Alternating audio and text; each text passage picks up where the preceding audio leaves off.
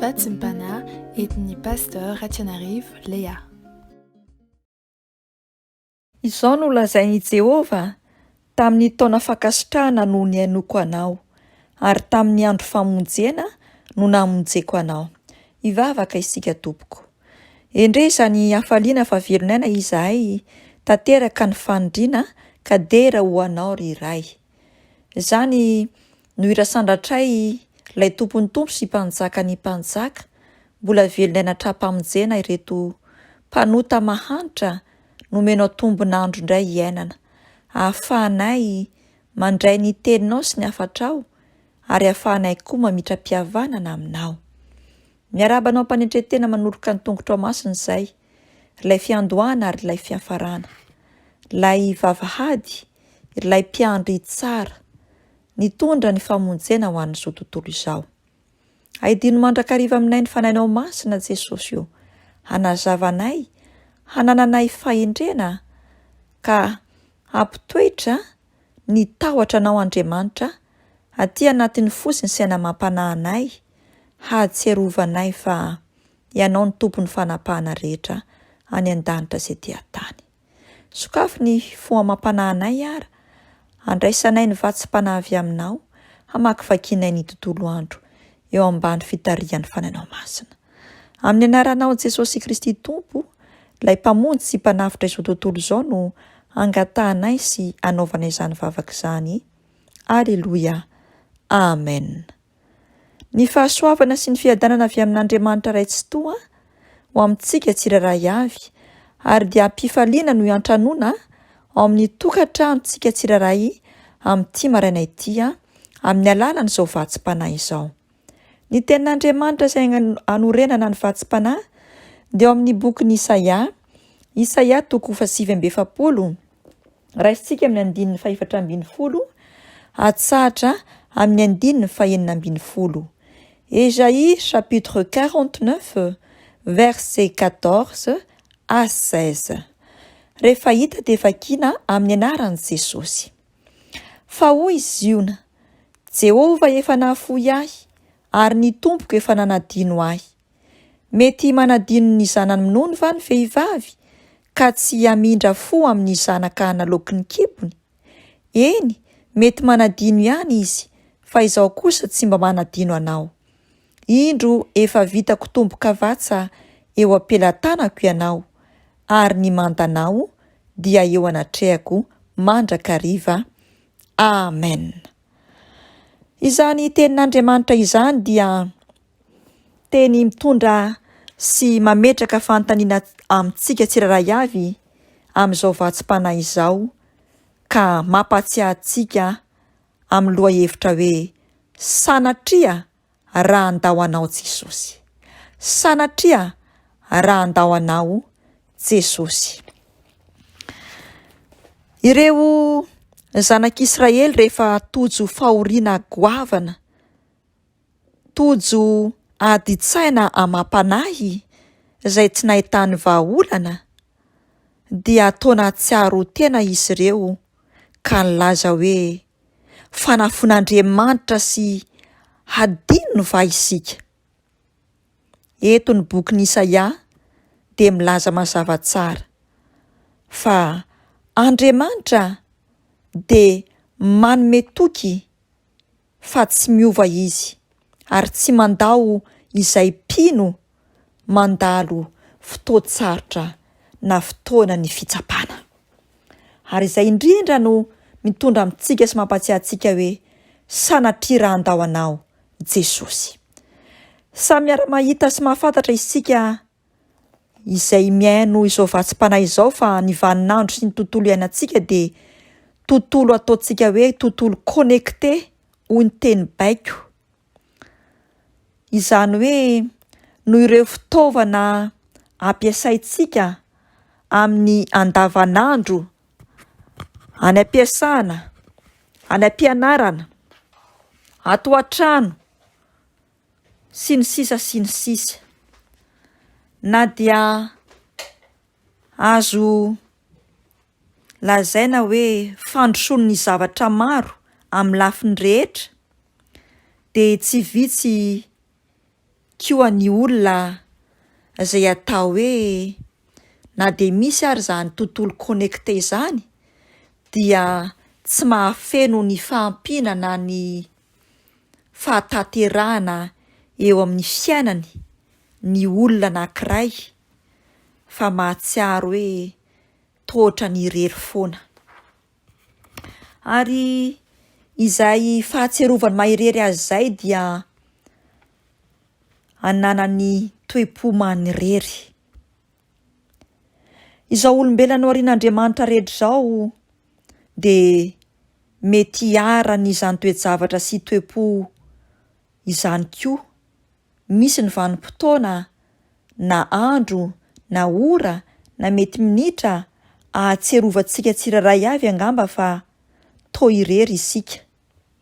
Ary izay indrindra no ahatserovantsika hoe nandao anava Andriamanitra. Aiza Jesosy amin'izao mahirery izao.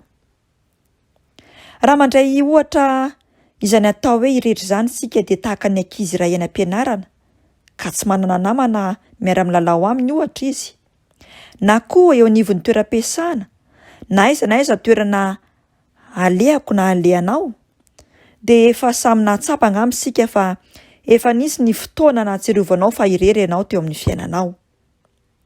Mety tamin'ny lasanao izany, mety amin'izao fotoana izao izany, mety tamin'ny trangany zavatra maro samihafa no nisehoany izany. Ny tena zava-tsarotra vokatry ny fahatsapana fa irery dia lasa mihidy ny fony izany olona izany. Lasa maka recul hoy ny fiteny baiko, mitokatokana ary toa hita fa miaina ao anatin'ny fijaliana ny olona izay tratrany izany, atao hoe solitude izany. Tonga mieritreritra fa nilozan'Andriamanitra izy noho ireo zava-mitranga sy miseho eo amin'ny fiainany andavanandro. Anio anefa dia mila mahatsiaro isika fa ny fahatsapan'ny toe-pontsika hoe nilozan'Andriamanitra isika amin'ny fotoana izay ahatsapantsika fa irery izay dia tsy mifanaraka amin'ny fisainan'Andriamanitra velively izany. Izy mantsy dia milaza hoe ny fihevitro tsy hevitrareo ary lalanareo tsy mba lalako. Isaia eto dia mampatsiahy antsika fa ny reniny dia mety hanadio ny zanany. Ny fon'Andriamanitra kosa dia tsy mba tahaka izany araka ny novakintsika teo amin'ny 4:1. Tsy azontsika ampitaina amin'ny fitiavan'olombelona velively ny fitiavan'Andriamanitra iray. Araka ny voasoratra ao amin'ny Salamo 119:20 amin'ny anaran'i Jesosy, fa Jehova tia rariny sady tsy ahafoy ny olony masina, arovany mandrakizay ireo. Indrisy anefa fa maro ireo kristiana izay niaran'ny fijaliana indrindra tamin'ny andron'ny fahazazana ohatra, na tamin'ny andron'ny adolatsento, ka nahatserovany mahirery azy teo amin'ny fiainany. Ary ireny dia namela ratra anaty izay tsy nisy fahasitrana natreto. Ohatra amin'izany ny fisaraha-panambadian'ny ray aman-dreniny, ny adim-pianakaviana, niaran'ny violence samihafa izy teo amin'ny fiainany sy ny maro samihafa izay ao anatin'ny eritreritrintsika ao ka nahatserovantsika fa ireryntsika dia itsika no mamaly azy. Ireny zavatra ny sainan'ny kristianina na ny mpino izay voalaza ireo dia anisan'ny vato misakana lehibe ho an'ny olona izay niarana izany ka nahatonga azy ireo tsy hanatora an'Andriamanitra izay mpanome fanantenana feno fitiavana. Andriamanitra no miteny amintsika ary anio manao hoe indro efa vitako tomboka vatsa eo am-pelatanako ianao. Izany teny izany no manambara sy mampatsiahy ny toky sy ny fanekena izay nataony tamintsika fa eo anatrehan'Andriamanitra amin'ny alalan'i Jesosy Kristy avy any Nazareta isan'andro, isan'ora, isa-minitra, isa-tsegondra, isika tsiraray avy.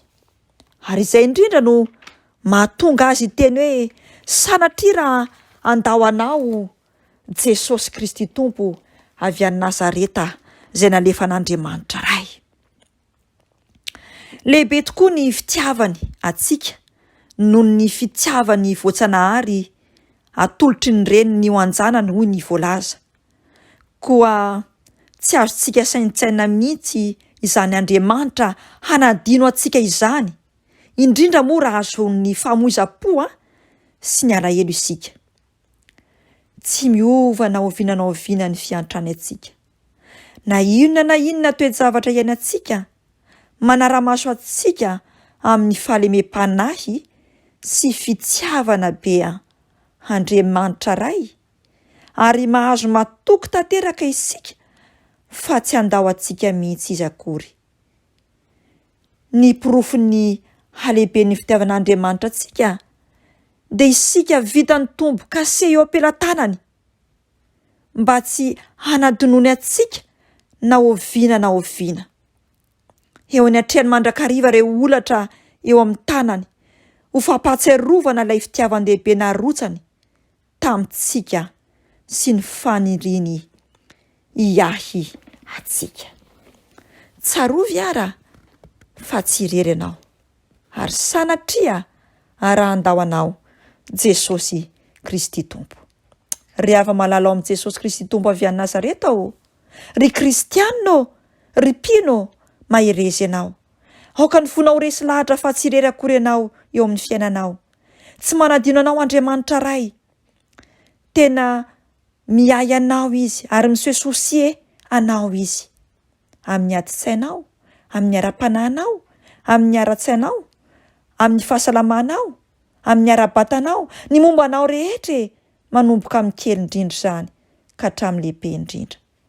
Efa nosoratana eo amin'ny felan-tanany ilay nofatsena tamin'ny hazo fijaliana isika tsiraray avy, ka ny fiainantsika dia sarobidy eo amin'ny masony.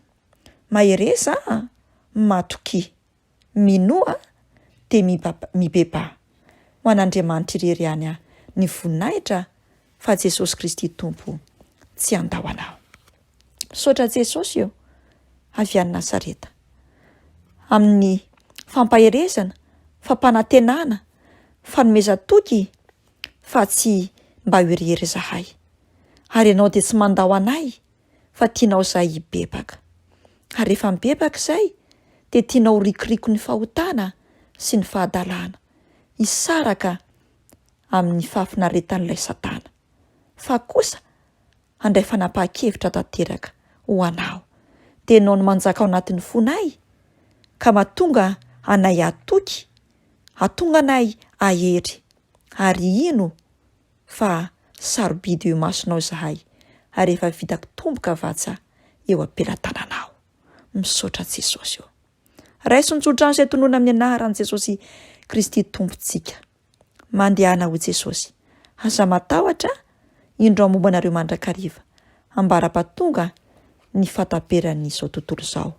Sanatria raha handao anao aho. Ny teny rehetra izay nolazaiko dia ho tanterahako Jesosy mandra-piveriko indray eny amin'ny rao any lanitra. Ho azy ny voninahitra, ho antsika kosa ny fiadanany. Mahereza mahatanjaha tia